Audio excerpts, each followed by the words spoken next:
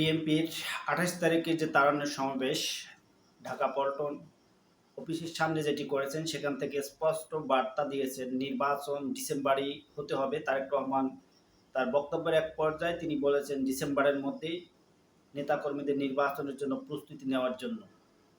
তিনি এর আগে কিন্তু হলফ করে এভাবে তিনি বলতেন না যে নির্বাচন ডিসেম্বরের মধ্যেই হতে হবে। তো এবার কিন্তু তিনি ঘোষণাই দিয়েছেন যে নির্বাচন ডিসেম্বরের মধ্যে হতেই হবে। তো ঈদের পরে হয়তোবা রাজনৈতিক মাঠ কিছুটা উত্তপ্ত হতে পারে। বিএনপি নির্বাচনের জন্য সরকারকে চাপ দিতে পারে এবং অন্যান্য যারা দল আছেন তারা সংস্কার সেটিতে গুরুত্ব দিচ্ছেন। বিএনপি সংস্কার চাচ্ছেন, যে সংস্কার একটি চলমান প্রক্রিয়া, সেটি চলতে থাকবে। এবং সারা বাংলাদেশে একটি চিত্র, সেটা হচ্ছে বিএনপির লোকজন বিভিন্ন জায়গায় বিভিন্নভাবে দখল চাঁদাবাজিতে জড়িয়ে পড়েছেন। কিন্তু প্রশ্ন হলো, মির্জা ফখরুল ইসলাম আলমগীর বলেছেন যদি বিএনপি এটা করে থাকেন তাহলে দেশে একটি সরকার রয়েছে, দেশে আইন রয়েছে, আইন শৃঙ্খলা রক্ষাকারী বাহিনী রয়েছে, পুলিশ রয়েছে, র্যাব রয়েছে, তাহলে তাদেরকে কেন গ্রেপ্তার করা হচ্ছে না? আসলে এটি একটি আগামী জাতীয় নির্বাচন অনুষ্ঠান নিয়ে মনে হয় এরই ভিতরে টাল বাহানা শুরু হয়েছে বা চলছে। কথিত অল্প সংস্কার আর বেশি সংস্কারের অভিনব শর্তের আবর্তে ঘুরপাক খাচ্ছে আগামী জাতীয় নির্বাচনের ভবিষ্যৎ। এরই ভিতরে জনগণ বিশ্বাস করতে শুরু করেছে সংস্কার নিয়ে সময় ক্ষেপণের আড়ালে অন্তর্বর্তীকালীন সরকারের ভেতরে এবং বাইরে কারো কারো মনে হয় কিছু ভিন্ন উদ্দেশ্য রয়েছে। প্রশ্ন, এটি একটি রহস্যজনক। বিএনপির জন্য এটি আসলে, বিএনপি যারা করেন তারা আসলে কতটুকু বুঝতে পারছেন যে এটি একটি তাদের জন্য ফাঁদ পেতেছে সরকার, যে সারা বাংলাদেশে তারা যে যদি কোনো রকম নৈরাজ্য করে সেটি মিডিয়া টাওয়ারের মাধ্যমে এবং সাধারণ জনগণকে বোঝানো হবে যে বিএনপি চাঁদাবাজি করছে, দখলদারিত্ব করছে। সরকার কিন্তু এই চাঁদাবাজি এবং দখলদারিত্ব নিয়ে কোনো হার্ড লাইন যাচ্ছেন না, তাদেরকে গ্রেপ্তার করছেন না, তাদেরকে কোনোভাবেই আইনের আওতায় আনছেন না। এটি কিন্তু বিএনপির জন্য একটি ফাঁদ। বিএনপির জন্য সরকার একটি ফাঁদ পেতে রেখেছে। সেই ফাঁদ সংস্কারের মাধ্যমে যতটা লেন্দি করা যাবে নির্বাচন, ততই কিন্তু এই ফাঁদে পড়বে বিএনপি। এটি একটি আশঙ্কা যে বিএনপির নেতাকর্মী যারা রয়েছেন। তো আরেকটি বিষয় খেয়াল করি, যেটা দেখা যাচ্ছে বিএনপির মাঠ পর্যায়ে যারা নেতাকর্মী রয়েছেন তাদেরকে বিএনপি মনে করছে নির্বাচন দিলে হয়তোবা সেখানে একটি জনপ্রতিনিধি হলে এখন যে সমস্যাটি এবং আইন শৃঙ্খলা রক্ষাকারী বাহিনী তাদেরকে দিয়ে কাজ করানো যাবে এবং দেশের পরিস্থিতি এবং দেশের যে চাঁদাবাজি নৈরাজ্য যেটি মানুষের মাঝে একটি আতঙ্ক ছড়িয়ে পড়েছে সেটি হয়তো বা কিছুটা কমাতে সক্ষম হবে। সেজন্য বিএনপি কিন্তু নির্বাচনের জন্য এবং চাপ প্রয়োগ করছে সরকারকে।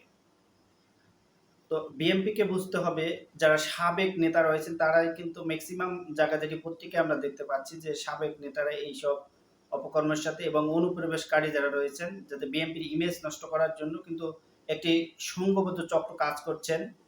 বিভিন্ন জায়গায় আমরা দেখেছি যে পতিত স্বৈরাচারের যারা আগে চাঁদা তুলতো বিভিন্ন জায়গায় বিএনপি যুবদল ছাত্রদলের নাম দিয়ে সেখান থেকে তারা চাঁদা তুলে এবং কয়েকটি জায়গায় তারা গ্রেপ্তার হয়।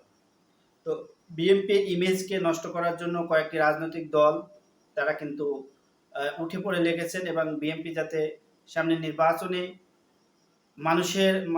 মানুষ যেন তাদের প্রতি অতিষ্ঠ হয়ে যায় এবং বিএনপিকে যেন ভোট দেওয়া থেকে বিরত থাকে, এরকম একটি পরিবেশ সৃষ্টি করার জন্য কাজ করে যাচ্ছেন। তো বিএনপি যারা করেন তাদের উদ্দেশ্যে আপনারা চোখ কান খোলা রাখবেন। ঢালাওভাবে দলে লোক ভারী করা কিন্তু আওয়ামী লীগও করেছিল, তার পরিণতি কিন্তু আওয়ামী লীগ ভোগ করেছে। তো বিএনপিকে প্রত্যেকটা পদক্ষেপ নিতে হবে হিসাব করে, যে আপনি যাকে দলে নিয়েছেন সে আপনার দলে কতটুকু ইমেজ রাখতে পারবে, সে দলের জন্য কতটুকু কাজ করতে পারবে। আপনি তাদেরকে রাখেন কিন্তু ফ্রন্ট লাইনে রাখলে সেটা কিন্তু বিএনপির জন্য খুব বিপজ্জনক হবে। তো নির্বাচন এর কথা বললে সাধারণ মানুষের মধ্যে একটা প্রতিক্রিয়া রয়েছে, বিভিন্ন মানুষের যেটি উদ্বেগ উৎকণ্ঠা যে বিএনপি বিভিন্ন জায়গায় সবকিছু দখল করে নিয়েছে। এখান থেকে বিএনপিকে বেরিয়ে আসতে হবে, বিএনপিকে একটি বিকল্প ধারা রাজনীতি করতে হবে। এগুলো হচ্ছে পুরনো বন্দোবস্ত। নূতন করে রাজনীতি একটি ইতিহাস সৃষ্টি করতে হবে যেখান থেকে মানুষ শিখবে এবং মানুষ তার ভালোবাসার মাধ্যমে সেই দলকে শ্রদ্ধা করবে, ভক্তি করবে। মানুষ যদি একটি দলকে ঘৃণা করা শুরু করে, সেটি আসলে আপনি ক্ষমতার জোরে হোক, গায়ের জোরে হোক, বেশি দিন কিন্তু আপনি কন্টিনিউ করতে পারবেন না। তো যারা রাজনীতি করেন তাদের উদ্দেশ্যে রাজনীতিকে একটি, এখানে আপনার প্রতিপক্ষ থাকবে, বিভিন্নভাবে ষড়যন্ত্র হবে, সেটি মোকাবেলা করার মতো, সেটি বোঝার মতো আপনাকে ওই প্রজ্ঞাটা থাকতে হবে।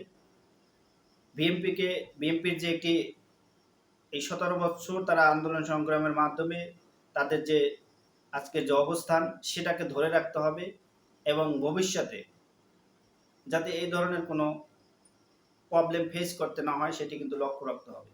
তো অন্তর্বর্তীকালীন সরকারের যেটি উদ্দেশ্য রয়েছে সেটি হচ্ছে বিএনপিকে সারা বাংলাদেশে যে দখলদারিত্ব এবং চাঁদাবাজির অভিযোগ আনা হচ্ছে সেটি কিছু অংশে সত্য, কিছু অংশে আংশিক সত্য হতেও পারে, নাও হতে পারে। তো সেগুলো কিন্তু আইনিভাবে কোনো সরকার পদক্ষেপ নিচ্ছেন না, যাতে মানুষের মাঝে একটি ক্ষোভ সৃষ্টি হয় যে বিএনপি এই অপকর্মের সাথে জড়িত। সরকার কিন্তু কোনো হার্ড লাইনে যাচ্ছে না এবং সরকার এই বিষয়ে কোনো পদক্ষেপও নিচ্ছেন না। তো বিএনপিকে যারা উপরোক্ত নেতা রয়েছেন তারা অবশ্যই এই বিষয়টি চিন্তা করবেন যে সরকার যেহেতু সেনাবাহিনীকে ম্যাজিস্ট্রেট পাওয়ারে রাখা হয়েছে, তারপরও এই ধরনের নিউজ আমরা পত্রিকায় বিভিন্ন জায়গায় দেখতে পাচ্ছি। সেটি আসলে বিএনপির জন্য কতটুকু